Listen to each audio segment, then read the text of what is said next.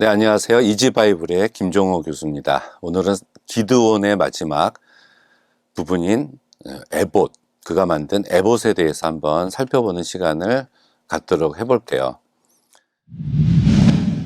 지난 시간에 백성들이 기드온에게 왕이 되어줄 것을 요구했는데 기드온이 그것을 거절했다라는 이야기를 우리가 나눈 적이 있습니다. 그러면서 여호와께서 너희를 다스릴 것이다 라고 선언을 했어요. 그렇지만 이상하게도 이 기드온은 스스로 이제 왕이 될 것은 거절했지만 그것을 거부한 대가로 이제 다른 것을 요구를 하게 됩니다. 그것이 이 전쟁에서 취한 전리품 중에서 귀고리를 달라는 것이었어요. 당시 귀고리는 일반적으로 이제 뭐 장식용 보석인데 그 금으로 장식된 것을 달라는 이야기입니다. 내가 너희에게 한 일을 청구하노니 너희는 각기 탈취한 귀고리를 내게 줄지니라. 당시에는 이 미디안, 이 이스마엘 사람들이 그 귀고리를 착용하고 있었다고 성서 곳곳에서 이야기를 전하고 있습니다. 기드온이 이들을 물리쳤었는데, 그런데 이제 왜 갑자기 이스마엘이라는 용어가 나오는가 우리가 의아해할 수도 있지만, 우리 성서에서 이스마엘과 미디안인들은 서로 상호 교환해서 사용했기 때문에 미디안과의 전쟁에서 이스마엘이라는 사람이 나오는 것도 하등 이상할 이유는 전혀 없어요. 이스마엘 사람들은 항상 이동하면서 이렇게 생활을 했습니다. 그래서 언제든지 자기들이 원하는 물건과 바꾸어서 사용할 수 있는 이 귀중품을 가지고 다녔어요. 그래서 금을 장식해가지고 조그맣게 만들어서 많이 가지고 다니고 있었습니다. 자, 그러한 이 기드온은 그러한 그들의 그 귀고리를 자기에게 달라고 이렇게 요구를 했다는 이야기입니다. 백성들은 당연히 이 기드온의 요구를 들어줘요. 왜? 전쟁에서 기드온이 승리를 가져다 주었기 때문에, 이들에게 평화를 선사해 주었기 때문에 그렇죠. 그래서 뭐 기드온이 요구하는 귀고리 정도쯤이야 얼마든지 내어줄 수 있다라는 이런 즐겁고 긍정적인 분위기가 이 본문에서 넘쳐 흐르고 있습니다. 그런데 양이 얼마나 됐냐 하면 이게 1700세겔이다 이렇게 나와요. 그러면 요즘으로 바꾸면 한 21kg가 조금 넘는데 이게 굉장히 많습니다. 그런데 이것만 준 것이 아니라 새 달 형상의 장식과 폐물, 또 미디안 왕들의 자색 의복, 약대목에 둘렀던 사슬, 이런 것들도 다 기드온에게 주었다 이렇게 이야기를 하고 있네요. 이 폐물과 이런 붉은색 계통의 의복, 이거는 굉장히 비싼 거죠. 낙타 그런 목에 들렸던 이런 사슬, 이런 것들도 굉장히 값비싼 것이었는데, 이러한 것들을 기드온이 모두 이렇게 이제 백성들의 것을 자기가 이렇게 갖게 되는 것으로 우리가 볼 수가 있어요. 여기서 우리가 이제 전리품이라는 얘기를 우리가 하지 않을 수가 없는데, 이 하나님께서는 이 전쟁을 할 때 이게 여호와의 전쟁이다, 거룩한 전쟁이다 라는 거룩한 전쟁은 한마디로 말하면 전리품이 없는 전쟁이다, 우리가 이렇게 봐야 됩니다. 그러니까 남의 것을 약탈하려는, 전리품을 얻으려는 전쟁이 아니라 구약에서 하나님이 하시는 전쟁은 그 나온 전리품들을 모두 태워서 하나님께 드리게 되는 것. 그렇다면은 전쟁 승리 후 가져가야 되는 게 없잖아요. 그래서 욕심으로 인한 전쟁이 아니라는 것이 바로 거룩한 전쟁, 구약성서에 나오는 여호와의 전쟁입니다. 이제 아이성 전투에서 극명하게 드러났죠. 그렇지만 이 기드온이 여기서 이 본문에서는 전리품을 요구하고 있고, 그것에 대한 관심을 가지고 있었다는 것은 그가 행한 전쟁이 이 거룩한 전쟁하고는 동떨어진 전쟁이었음을 알 수가 있어요. 영적인 가치보다 이 기드온은 손에 잡히는 가치를 더욱더 중요하게 생각했다는 것이 아닙니까?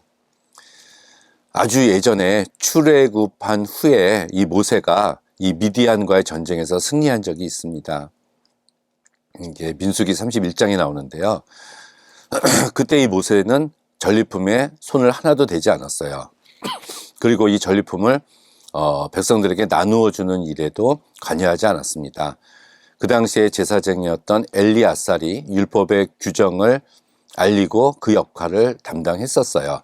그래서 이 전리품은 군인들과 백성들을 반반씩 이제 나누어 주고 그리고 여호와께 드리는 것은 전쟁에 나갔었던 참여했었던 자들에서 거두었다 이렇게 나오고, 그리고 이 군인들은 모세가 요구해서 준 것이 아니라 자발적으로 금을 드렸다, 이런 표현들이 민수기 31장 21절 이하에 나오고 있습니다. 그렇지만 이 기드온은 이 모세가 취했던 행동과는 아주 대조적으로 이 전리품들을 백성들에게 나누어 주지도 않았고 하나님께 드리지도 않았고 오히려 백성들에게 금을 요구하고 있는 모습이에요. 그러면 그 금으로 무엇을 했느냐 했더니 에봇을 하나 만들었습니다. 기드온이 그 금으로 에봇을 하나 만들어서 그것을 자기의 성읍 오브라에 두었더니, 그랬더니 그 결과 온 이스라엘 백성들이 그 에봇을 음란하게 섬겼다. 그래서 그 에봇이 기드온과 그의 집에 올무가 됐다, 이렇게 이야기를 합니다. 이 에봇이라는 것은 본래 대제사장이 입었던 의복으로 조끼 모양의 상의였어요. 이 에봇에는 우림과 둠밈이라는 것이 담겨 있는 흉패가 있어서 그것을 가지고 특별히 하나님의 뜻을 묻고자 할 때 이 점을 치는 도구였다. 이렇게 출애굽기 28장 이하에서 이야기를 합니다. 그리고 이 에봇을 만들 때 사용했었던 실이 이제 금이었어요. 그래서 금실로 만들어졌습니다. 이것은 고대 애굽이나 메소포타미아에서 신들이나 고위 공직자 또 왕이나 제사장들의 의복에만 쓰이는 귀한 재료를 다 동원해서 이 성경에 나오는 이 에봇도 그렇게 만들었다라는 기록이 성서에 나옵니다. 그런데 이 기드온은 결코 제사장이 아니었다는 얘기입니다. 그는 사사였어요, 사사.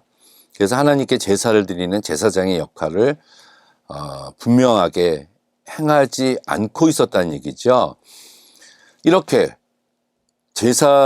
자기와 상관이 없는 제사장, 대제사장이 입는 이런 에봇을 만들어서 본인이 입었겠죠. 그렇게 입음으로 인해서 이게 하나님의 임재를 상징하는 건데, 그렇다면 하나님이 그 에봇과 함께하고 자기와 함께 한다라는 어떤 특별한 해석을 기드온이 에봇을 만듦으로써 그런 상징을 가지고 갔다고 볼 수가 있습니다. 그렇지만 굳이 이 기드온이 그 에봇을 만들어서 자기가 그 옷을 입을 필요가 없었어요. 왜냐하면 그 처음에 이 기드온이 처음에 하나님의 부르심을 받을 때 이런 말씀이 나옵니다. 여호와의 영이 기드온에게 임하시니, 이 말씀은 여호와의 신이 기드온을 옷 입히시니라고 해석할 수 있는 부분이에요. 그렇다면 이미 기드온은 여호와의 신으로부터 옷을 입은 적이 있었다는 얘기입니다. 하롯셈에서 전쟁하기 전에.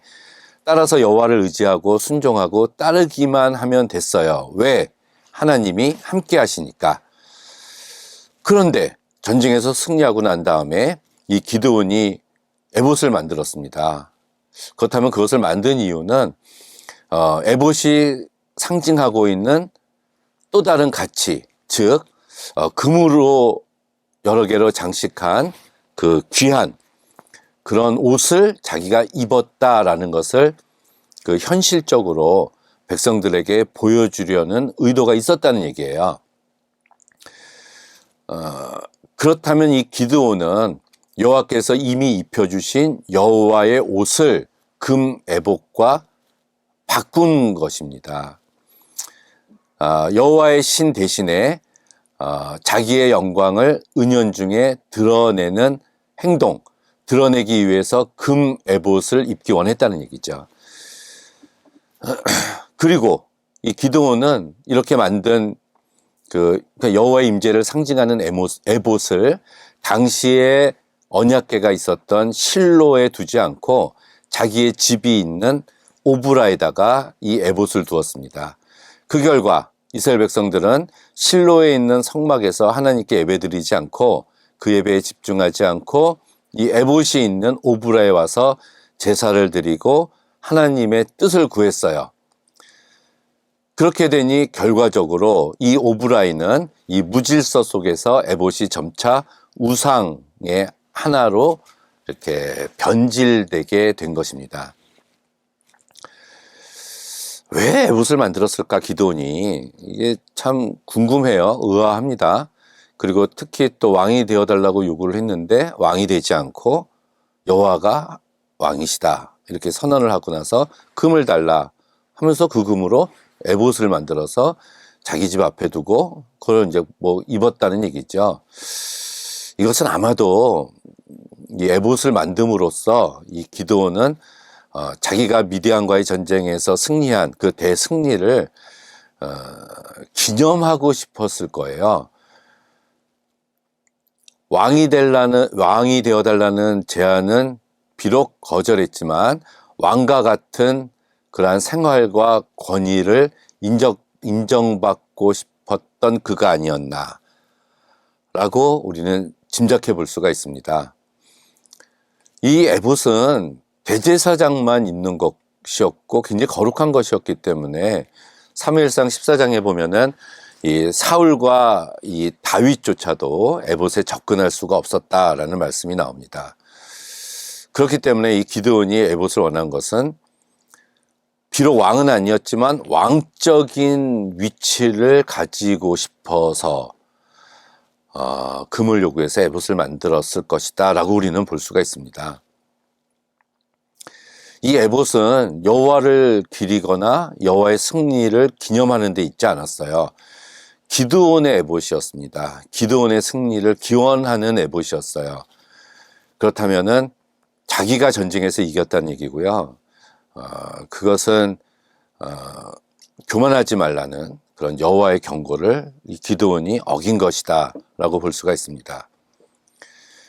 여호와께서는 이스라엘 백성들이 교만하지 못하도록 병사의 수를 줄였지만 이 기드온은 결국 에봇을 만들고 백성들이 이 에봇을 음란하게 섬김으로 인해서 이들이 교만해졌다, 자고해졌다 이렇게 이야기를 해요.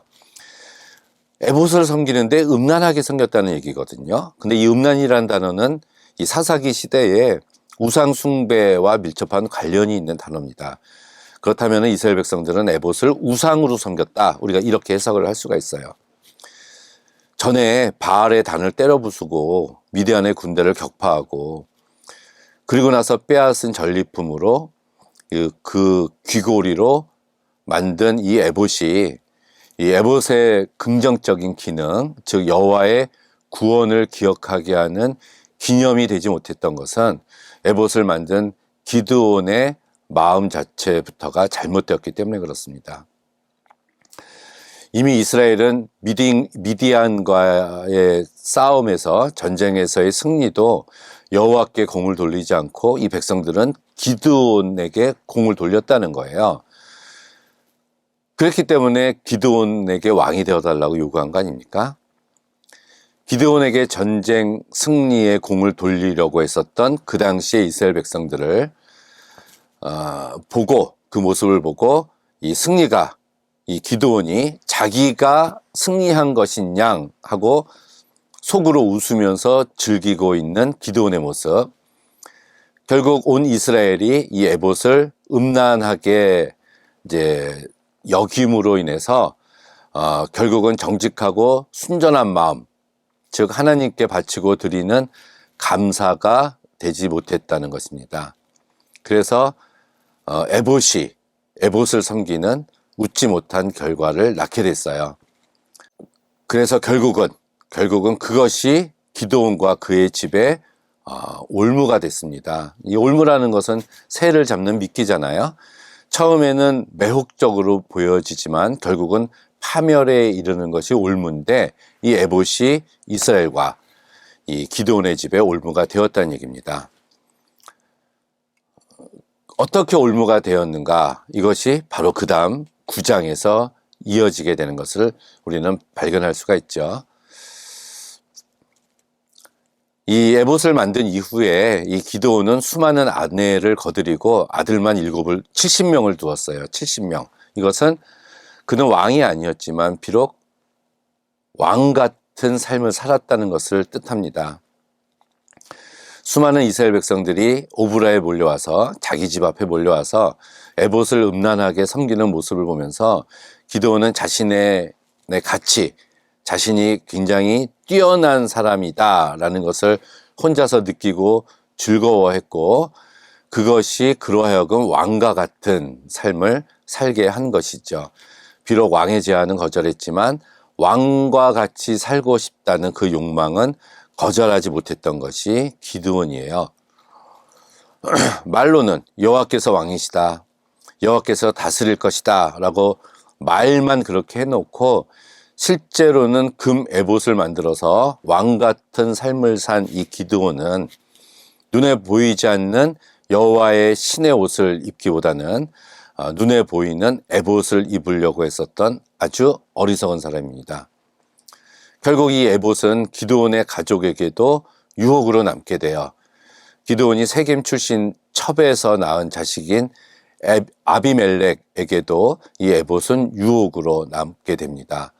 그래서 에봇 안에 들어있는 왕권의 유혹은 이 아비멜렉이 삼켜서 결국은 그가 사사기에서 스스로 유일한 왕이 되게 되죠. 왕이 되기 위해서 자기의 형제였었던 그 기드온의 70명의 아들들을 모두 죽이게 됩니다. 그렇다면 이 에봇이 결국은 기드온 집안의 올무가 됐다는 것을 우리는 여기서 알 수가 있습니다. 이스라엘 백성들도 마찬가지고 기드온도 마찬가지고, 미디안과의 전쟁에서 승리하고 난 다음에 이들이 와서 하나님께 감사하고 예배드렸다는 그런 본문이, 말씀이 나오고 있지 않습니다. 이들은 하나님께 감사를 드리지 않은 기드온의 용맹함으로 승리했다는 잘못된 마음을 가지고 있었다는 거예요. 그래서 하나님만이 참 이스라엘의 왕이 되심을 이들은 잊어버리고 있었다는 얘기입니다. 결국 기드온은 처음부터도 그렇게 마음에 드는 사사는 아니었어요. 표적을 구하고 또 구하고 계속해서 구하고, 마지막에 가서야 하나님을 인정하고 있었던 우물쭈물하는 모습들, 그리고 숫곡과 분우엘 사람들을 아주 잔인하게 보복하는 그러한 행동들, 왕이 되어줄 것은 거절했지만 결국은 왕 같은 삶을 살았던 이런 기드온의 모습은 사실 그렇게 성서에서 바람직한 모습으로 보여지고 있지 않습니다. 사사로서도 아주 완벽한 모델의 모습으로 등장을 하고 있지 않아요. 우리가 처음에 등장하는 온니엘, 에훗, 삼갈, 기드온까지는 완벽한 사사의 모습을 보이지만, 드보라까지는 완벽한 사사의 모습을 보이지만, 이 기드온부터는 어딘가 이상하게 이 사사가 타락을 하고, 사사뿐만이 아니라 이스라엘 백성들도 똑같이 더 많이 타락하는 이런 모습이 삼손 시대 때까지 이어짐을 우리는 알 수가 있습니다. 결국 우리가 구할 것은 인간적인 것이 아니라 하나님이고 여호와의 신이 우리들에게 임하는 것이겠죠. 우리들은 항상 많은 옷을 입고 다니지만 결국 우리가 입어야 할 옷은 기드온이 추구했었던 에봇이 아니라 여호와께서 우리들에게 내려주시는 성령의 옷임을 우리는 기억해야 됩니다. 밤이 길고 낮이 가까웠으니 그러므로 우리가 어두움의 일을 벗고 빛의 갑옷을 입자. 오직 예수 그리스도로 옷을 입고 너희는 하나님의 택하신 거룩하고 사랑하신 자처럼 긍휼과 자비와 겸손과 온유와 오래 참음을 옷 입고, 이렇게 성서에서는 우리가 하나님의 말씀을 받아들이는 것을 옷을 입는다는 표현을 통해서 여러 번 말씀을 하고 계시는데, 에봇과 같은 이런 현란한 금으로 만든 옷이 아니라 하나님의 말씀의 옷, 성령의 옷을 입기를 간절히 바랍니다.